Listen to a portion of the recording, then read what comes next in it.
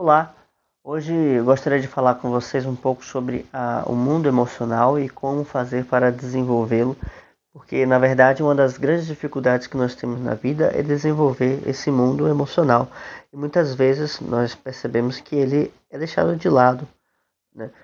Principalmente no que fala de educação, né? Do desenvolvimento humano como um todo, isso é deixado de lado e até quando se fala muito hoje, né, educação clássica. Eu penso que isso não é corretamente enfatizado, dando sempre uma preferência, uma, uma maior envezamento para o desenvolvimento da razão, né? Sem querer tirar a razão do contexto, eu quero colocar, né, adicionar a essa ideia do desenvolvimento da razão também a ideia da psique, como ela se desenvolve e como é difícil trabalhar com ela e, portanto, precisamos compreender o seu funcionamento. É, Primeiro, é importante que a gente entenda que a psique trabalha com diversas faculdades, né? Então, sendo as que nós mais temos conhecimento, a memória, a imaginação e a inteligência, certo? Então, a psique vai estar sempre trabalhando com essas faculdades, né, a todo momento e precisa aprender a coordenar e desenvolver bem essas faculdades, desenvolver não, ordená-las, né? Falei um vídeo antes, há algum tempo atrás, sobre a ordem e que essa ordem ela precisa ser bem estabelecida, colocando aquilo que é prioritário, né, sobre os demais elementos. No caso da psique, aquilo que é prioritário, aquilo que é mais importante é certamente a inteligência, mas a inteligência não como uma análise fria, um desenvolvimento frio das coisas, mas sim como essa capacidade de enxergar a verdade com clareza. E justamente por enxergar a verdade com clareza, essa verdade vem carregada de sentimento. Então, qual é a grande capacidade que a psique tem, que não é facultada à razão, pura e simplesmente? É a capacidade de ter os sentimentos em questão, né? Ah, Sentimentos são coisas bem abstratas, que daí que decorre a dificuldade de lidar com esse assunto, né? Mas que todos eles provêm de uma única e mesma fonte, que é o amor. Esse amor como essa grande força universal que Platão vai trazer como essa capacidade de buscar aquilo que nos falta e aquilo que nos falta para nos tornarmos coesos e unidos, né? O que, numa visão mais profunda, mais filosófica da vida, é aquilo que nos falta para nos tornarmos completos, para voltarmos a uma grande unidade que foi perdida, né? Como Platão vai narrando no mito, até às vezes de uma forma um pouco cômica, né? Mas e esse mito está retratado no banquete, onde ele vai é, desenvolver, relatar a história do amor.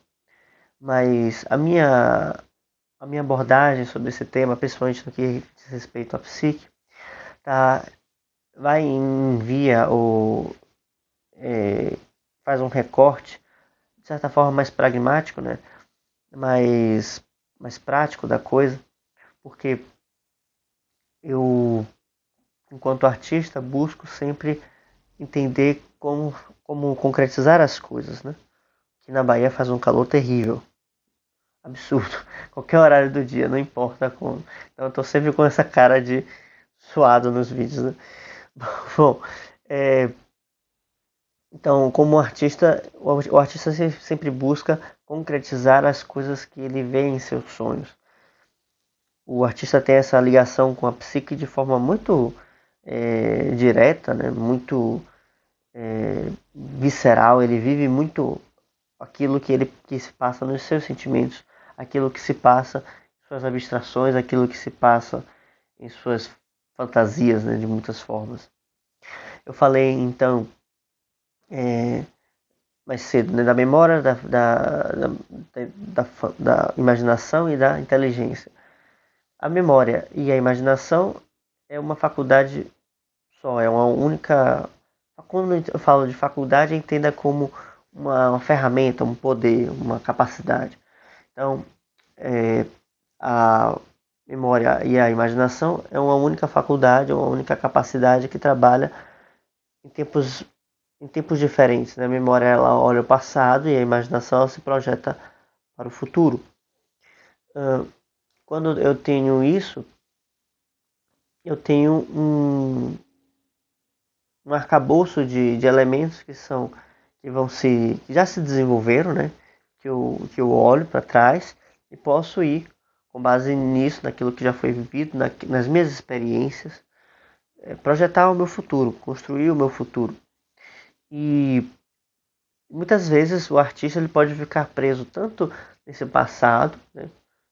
Pode ser bom ou pode ser negativo para ele, tanto faz, mas ele pode muitas vezes ficar preso numa memória de infância, né? num posicionamento nostálgico, isso é muito comum, ou ele pode se projetar para um futuro irreal, ilusório, porque ele não vai em busca desse futuro.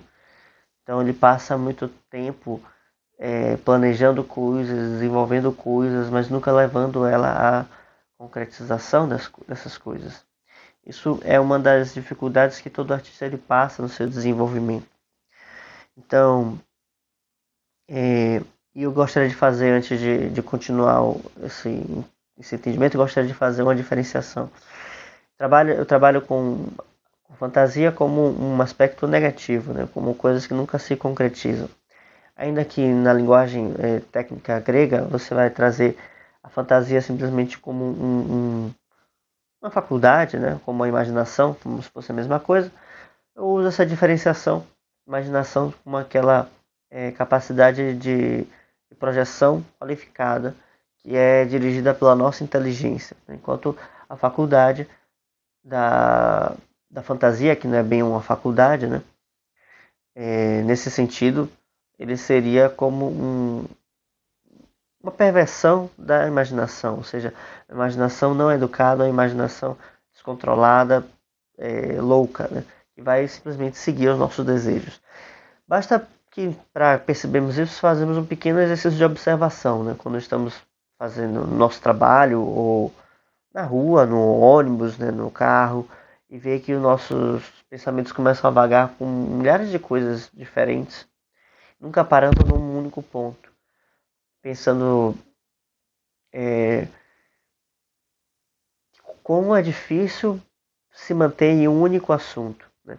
Como é difícil parar para sentar e desenvolver um único assunto. Quão difícil é parar para ler um livro e se determinar a ler uma hora seguida daquele livro, né? Sem ficar o tempo todo sendo interrompido por pensamentos aleatórios. Quão difícil é isso? Então, nesse sentido, a fantasia nos assalta muito, né? E é uma imaginação descontrolada, né? Eu colocaria dessa forma. Então, o processo de construção para um artista ele é mais complicado porque o artista está muito apegado a essas imagens, né? Para uma pessoa que não se vê como um artista também tem a dificuldade de construir a sua psique, porque a psique é onde tem os seus sentimentos, e os sentimentos precisam ser formados, assim como nós precisamos formar nossos hábitos, nossos pensamentos, nossa escala de valores. Então, a escala de valores para nosso mental, né? Assim, os mandamentos que nós seguimos, independente de seguir uma religião ou não, mas princípios que nós seguimos na nossa vida, também nós devemos seguir princípios de sentimento, né? Então, coisas que nós aprendemos, né, ao longo da vida, como cultivar a amizade, cultivar a benevolência, cultivar a capacidade de ter empatia, de não fazer julgamentos, de perdoar. Tudo isso faz parte de princípios, de sentimentos que nós precisamos desenvolver ao longo da vida. E são, na minha visão, o aspecto mais difícil, mais complicado da educação. Podemos dizer até que isso deveria ser resolvido logo na infância. Mas temos de concordar, né, que nossa educação atual ela não nos proporciona essas capacidades. E realmente, quando não resolvemos certas coisas desde cedo, nós temos muito mais dificuldades de resolver isso depois de adulto. Mas nós vivemos no tempo que vivemos e precisamos aprender a lidar com essas dificuldades.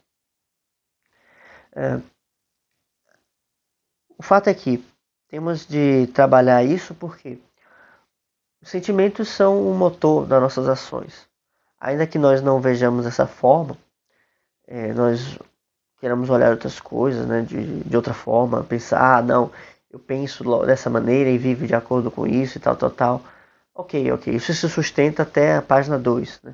Mas se eu não tenho um apreço por aquilo, se eu não tenho um, um direcionamento por essa ideia, se eu não tenho um amor por essa ideia, né, um interesse por isso. Um interesse é uma boa palavra para entender isso, né? Se eu não tenho um interesse por essa ideia que eu quero viver, por esse princípio que eu quero mover a minha vida em direção, eu não tenho como realmente fazer um movimento em minha vida nessa direção, porque eu não tenho o aspecto vital, não tenho o combustível necessário para me lançar em direção a isso, né? Como é, por exemplo, quando estamos apaixonados por alguém ou por alguma atividade, como é que nós nos sentimos, né? O tempo todo falando daquilo, né? A todo momento puxando aquele assunto, né? Como é muito famoso, por exemplo, as pessoas que começam a fazer crossfit, né, dizem que elas só falam de crossfit o dia inteiro, né, porque elas se apaixonam por aquela atividade, né, por uma série de questões, seja porque ela encontra pessoas, né, naquela atividade, então encontra a sua comunidade, ela começa a tomar posse, né, da força que tem o seu corpo físico, seja por diversas outras coisas, mas é, é, é um fato comum, né? Se diz muito que quem faz crossfit tem essa, essa característica de sempre de falar de crossfit o tempo todo, a todo momento. E, enfim, da mesma forma, quando nós nos apaixonamos por alguma coisa na nossa vida, a gente vai em direção a isso com muita naturalidade, né? Com muita espontaneidade. Então, o desenvolvimento nosso, para ser integral, ele não pode ser apenas racional, porque através da razão a gente aprende um conjunto de valores e esses valores eles nos norteiam, esses valores eles nos indicam qual passo tomar, o que é mais razoável, o que é melhor para cada situação. Mas se nós não tivermos e não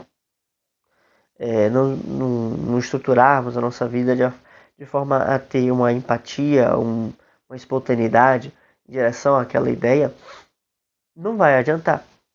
Precisamos desenvolver-nos de uma forma em que a nossa, nós gostemos, né, nós nos apaixonemos por aquilo que nós definimos como um ideal de vida, né? Eu preciso me apaixonar por aquilo que é bom, por aquilo que é belo, por aquilo que é verdadeiro. Isso faz parte da formação do ser humano enquanto um ser integral. E nesse sentido, nesse aspecto, que a arte entra como um processo fundamental, como uma peça fundamental daquilo que é a formação do ser humano.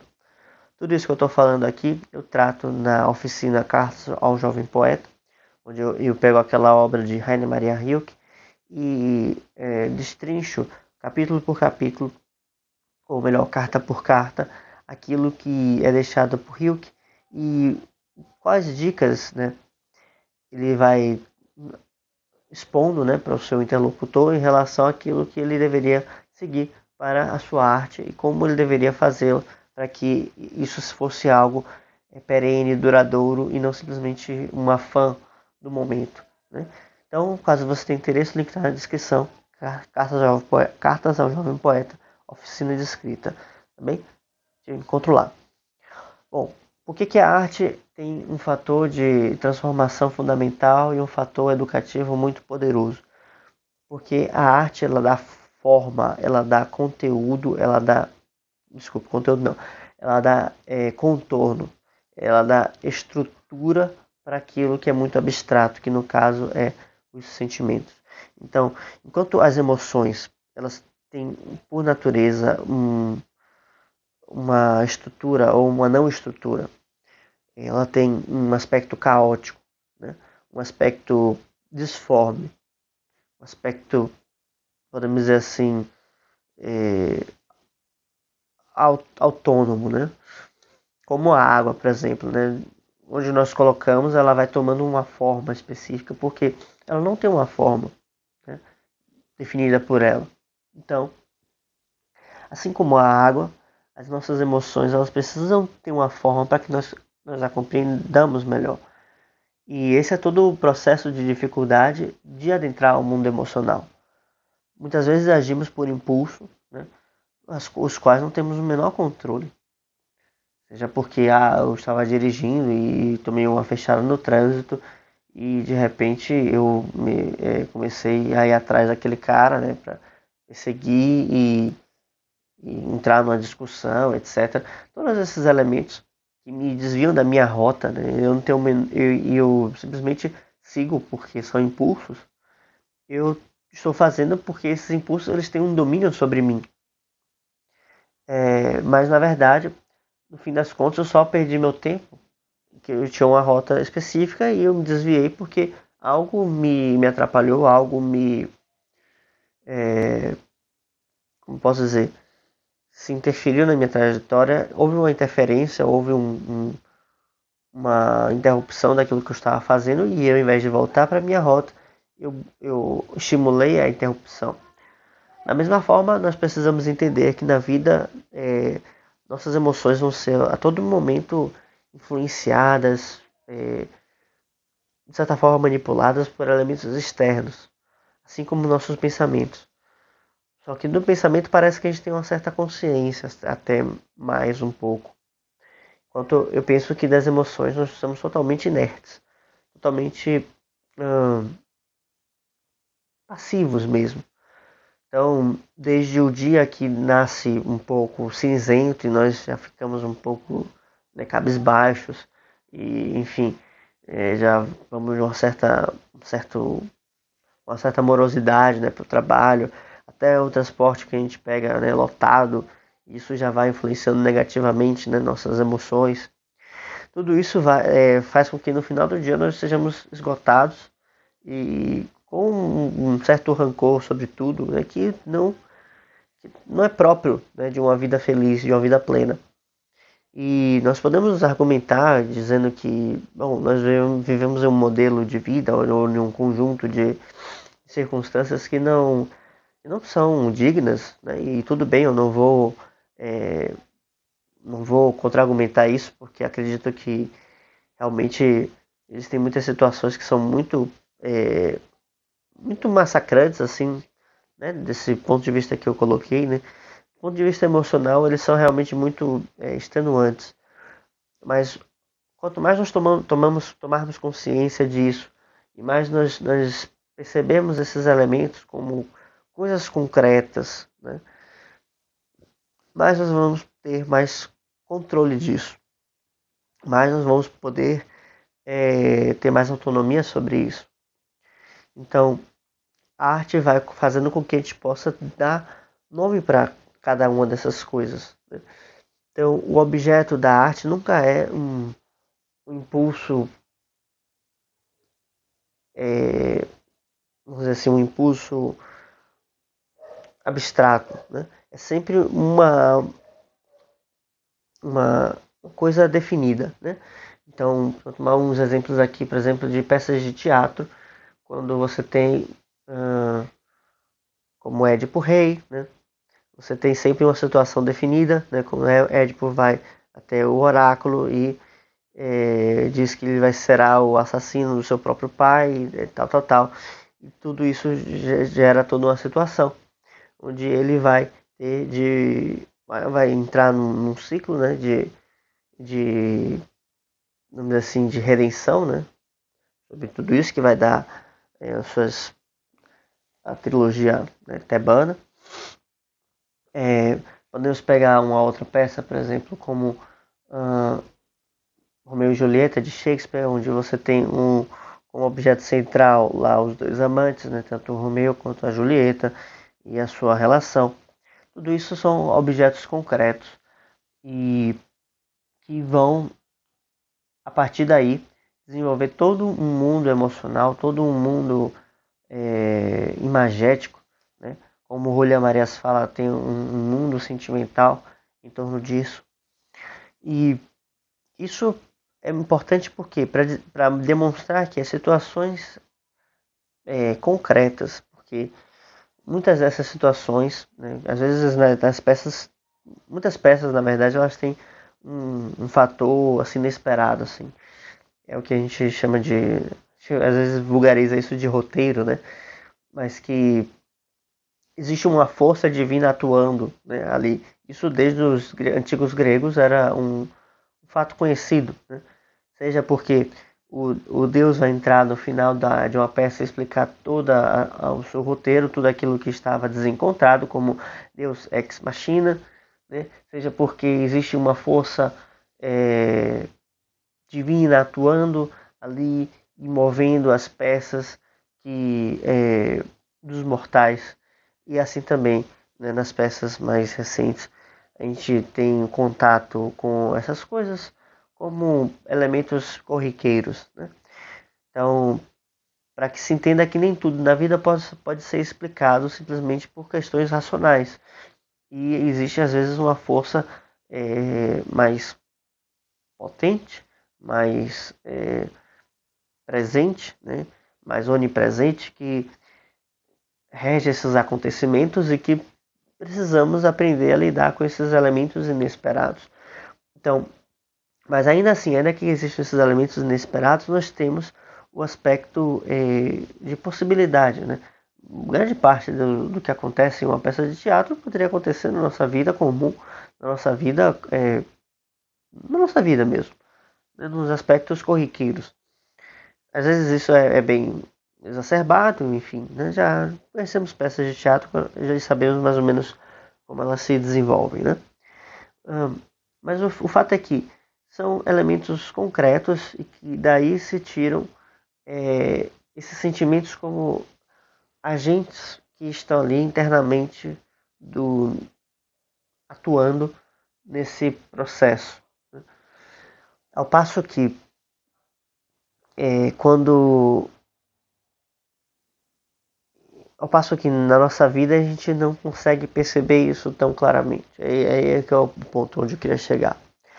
Quando nós temos uma obra de arte apresentada na nossa frente, nós temos a concretização daquilo que é abstrato. Ao passo que na nossa vida a gente tem um elemento já concreto, que é a nossa própria vida. E nós podemos abstrair informações daqui. Informações que vão nos ajudar a entender melhor livros até de filosofia que nós temos acesso, como Aristóteles, Platão, né? Enfim. E esses livros que vão, de certa forma, apelar muito para nosso senso de abstração, nossa capacidade de abstração, mas se nós não temos essa observação na vida, nós não compreendemos aquilo que se passa no nosso mundo emocional. Então, como eu falei mais cedo, nós só agimos por aquilo que nós temos uma predisposição ativa, né? Uma espontaneidade. Né? Então, se nós não formamos nossa espontaneidade, nós não direcionamos para onde nós a queremos. E justamente é para isso que por isso que a educação precisa se voltar para a educação dessa espontaneidade. Tá bem? E isso vai finalmente se juntar com os elementos que eu trouxe, né, de memória e de imaginação, né? Porque a partir do momento em que eu começo a perceber a concretização desses meus sentimentos, né, como percebo como uma pessoa muito impulsiva ou muito colérica, né, muito irritadiça, muito apática, né? Eu, né, com a minha memória, eu consigo ver isso, olhar nos meus arquivos, né, da minha vida pessoal e consigo traçar uma espécie de roteiro, uma espécie de até de estereótipo da minha própria vida, né? Ou seja, como assim um estereótipo? Eu olho diversas situações, né? E tiro de todas essas situações um mesmo mote, um mesmo elemento que, que as motivou todas elas. Diversas situações, mas uma única motivação. Isso, então disso eu faço uma certa abstração e, portanto, depois um estereótipo, ou seja, sou movido por tal coisa.